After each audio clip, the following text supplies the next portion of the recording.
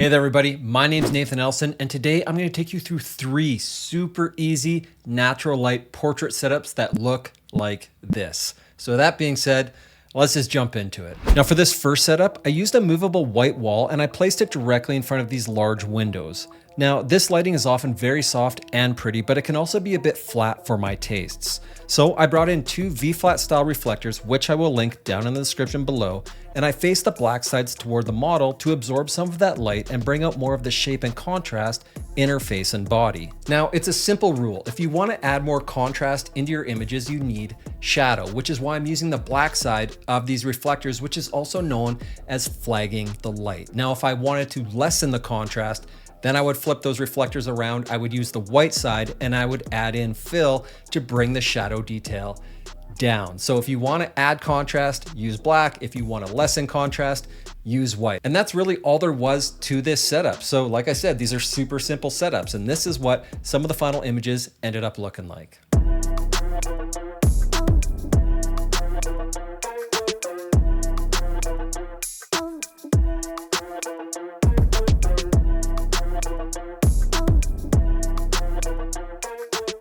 All right, for this next setup, I wanted to create a more dramatic style of lighting. And drama, as I said before, is always created with shadow. So I placed Asha against another white wall that allowed the light from the window to come from the side, allowing that light to travel across her face and body. Now, this directional use of light is what creates those beautiful transitions from your highlights to your shadows. And that really helped to shape her face and body to give these images just a little bit more attitude. And that's it. There's no modifiers, nothing like that. It's simply a wall of light and positioning the model to take advantage of that wall of light. So with that said, here are a few images from this set.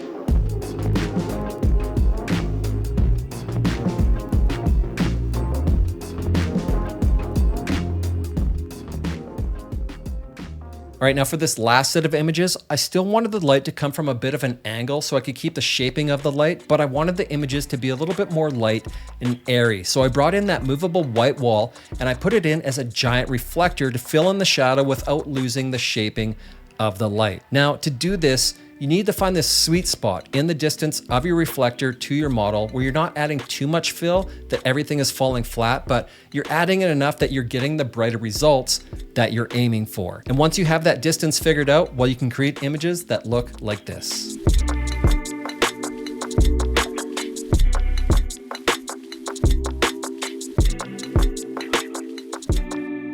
And so there you go. Like I said, 3 super simple ways to create natural light portraits with just a couple of reflectors. I mean, it just goes to show that you don't really need a ton of lighting gear if you have an understanding of how light works and the directions that it's coming from and what you can do to shape it. So with that, I mean, that's all I got.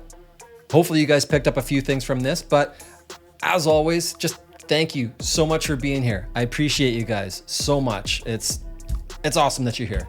I'll see you in the next video. Cheers.